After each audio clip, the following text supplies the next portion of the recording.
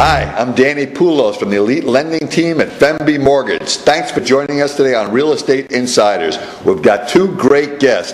First, we're going to have Lowell Levine. He's a real estate broker with Realty Associates in Palm Beach Gardens, but he's also the founder and CEO of the Stop Bullying Now Foundation. Then Brian Murphy from Brightway Insurance, also in Palm Beach Gardens, is going to join us, and he's going to be telling us about some new changes in homeowners insurance and how you can save some money. So stick with us. Hi, thanks for joining us this week on Real Estate Insiders. I'm Danny Poulos with the Elite Lending Team at FMB Mortgage. Joining us today is Lowell Levine. He's a real estate broker with Realty Associates in Palm Beach Gardens, but also he is the founder and CEO of the Stop Bullying Now Foundation. And that's what we're going to be talking about today, and some real important things for parents and their children. So Lowell, thanks for joining us today. And take a minute, tell us how long you've been doing what you're doing. We started the foundation 2 years ago, and we received our 501c3 from the Internal Revenue Service in January of this year. So we have been in full operation since January. Well, fantastic. Let's get right into it. First of all, this is a conversation we've had before. I'd like you to explain to everybody exactly what bullying is. When is it not teasing and fun? Where's that line where something becomes bullying?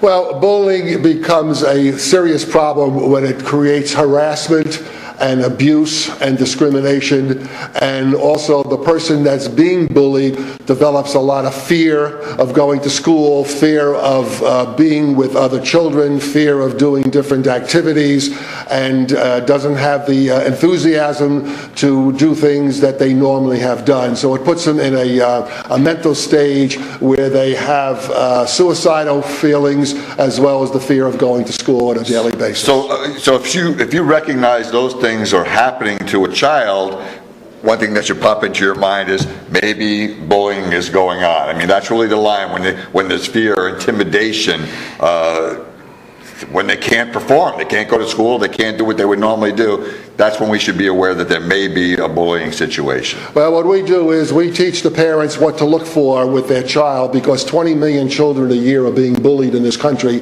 It's the worst epidemic among children of any disease, and only 4 million speak up to their parents or teachers or principals. So what we teach the parents in our education bullying awareness program is look for the red signs, because a child's brain is 90% developed by the time they go to kindergarten.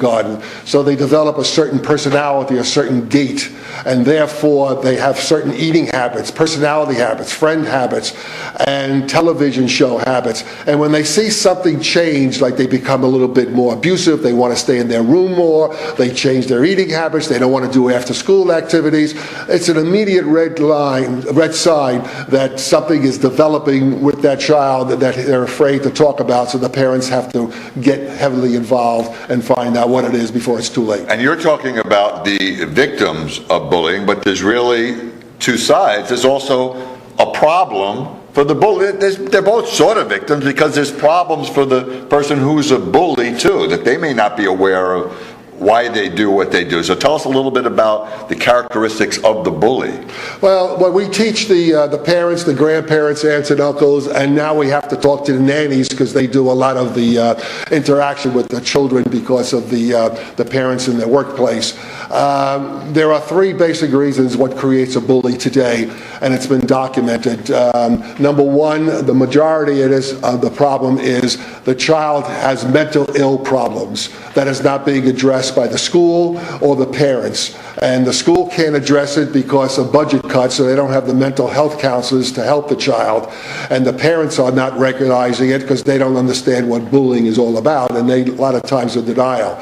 The other reason why a child becomes a bully is because he's living under enormous amount of stress and strain from house, friends, and school, and that's the way he lets out his emotions. And the third way is a child that's constantly being put down, and in order to fight that negativism, he tries to dominate over another child. Most cases, in that particular case, the child they dominate is half their size, and they're able to control them, and it makes them feel better within their own body. Well, you know, I'm really glad that you explained that, because I think the natural reaction would be that kid's a bully and he's bad and he's evil and avoid him.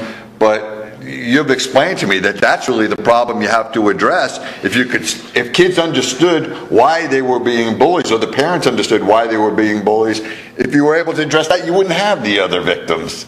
Well, that's true, because we had just a situation in Brevard County here in Florida where a child, 10 years old, was being badly bullied. He was talking about suicide. He spoke up to his parents, though, and he was fear going to school. And what I did was I contacted the school, and along with the parent, we were able to get a meeting between the parents and the two parents and the bully and the one being bullied, and they sat in the room and they talked it out, and they were able to address the problem, and they're getting the bully some help on why he conducts himself in that manner, which was not recognizable by his parents. Yeah, I mean, we talk about the child being bullied. Obviously, they're unhappy about this situation. But would you say that normally the bully is also sort of usually an unhappy child too? There's a reason they're acting out the way they are? Well, they are very unhappy because they're very unhappy with their home life. They're very unhappy with their ability to direct themselves with other children or with their schoolwork. But a lot of the problems is that they have some mental health issues that they must address. They're being abused at home, and this is the way they let out their feelings. So where most of this activity happens, obviously, is at school, where kids spend most of their time. So what are the schools doing or not doing that could help your situation? Well, the problem with the schools today is the principal, who is the leader of the school, when I speak to them, they claim that they don't have the finances to address the problem, because in this county they have eliminated all the mental health counselors because of budget cuts. I have met with the Safe Schools Department and the directors, and they're leaning on me to help them because they've been cut 50% from their budget.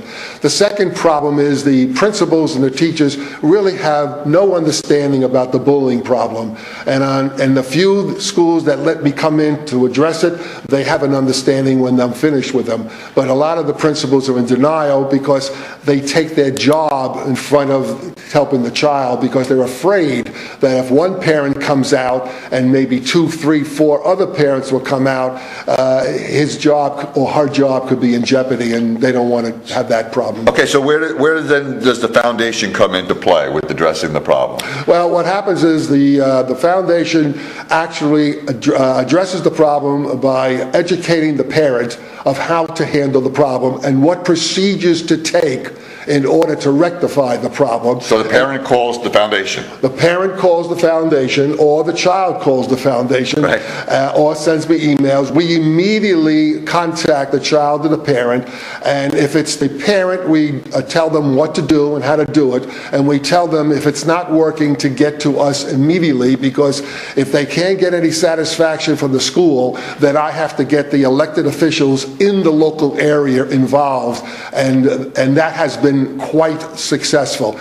If a child contacts me, then I have to call the school directly and talk to the principal or the area superintendent and to alert them of the problem and give them the name of the child. Unfortunately, I do not get a success rate coming back because the schools claim they have a confidentiality law that they cannot tell me exactly what happens. But I do contact the child. The child does get back to me on an email and says, yes, it's working. They are addressing it and they're helping the situation. It sounds like you're really walking the razor's edge, because on one hand, you're trying to help the children and the parents and the school. On the other hand, the school doesn't want any added attention to the problem. The last thing they want is for the community to think that they have a rampant bullying problem.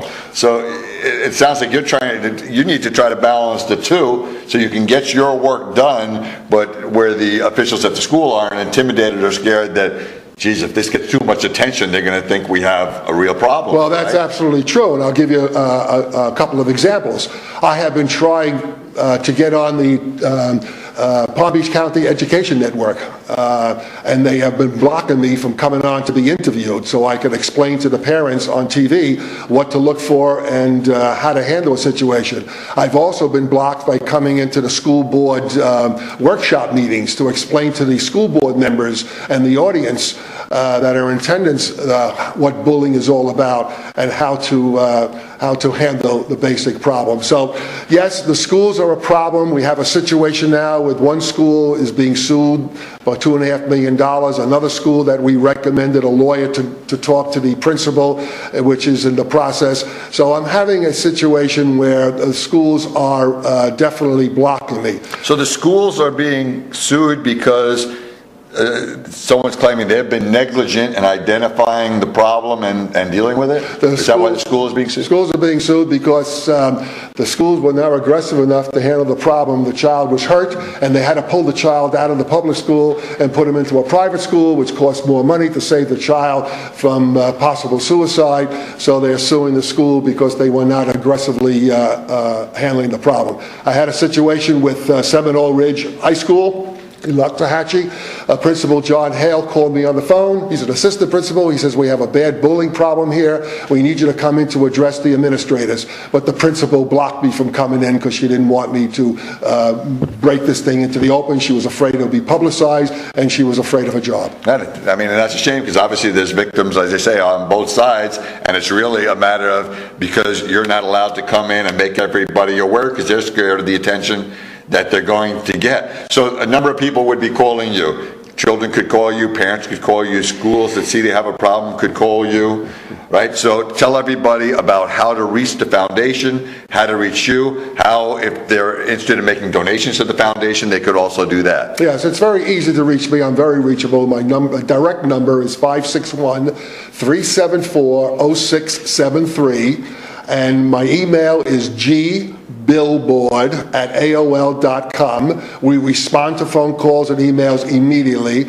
or you can go on our website, www.stopbullyingnowfoundation.org, and if you want to donate, we have PayPal, and the money that we raise, most of it goes to mental health counselors that are professionals to help children address the bullying problem, because we handle both the bully and the one that's being bullied, and it has been extremely successful, and that's why we were awarded a gold star rating by the government, the only anti-bullying foundation in the country. That's awesome, Lowell. I'm so glad you were able to join us today. Thank you for having me, and I hope that people are watching and they could contact me to help their children. Thanks very much.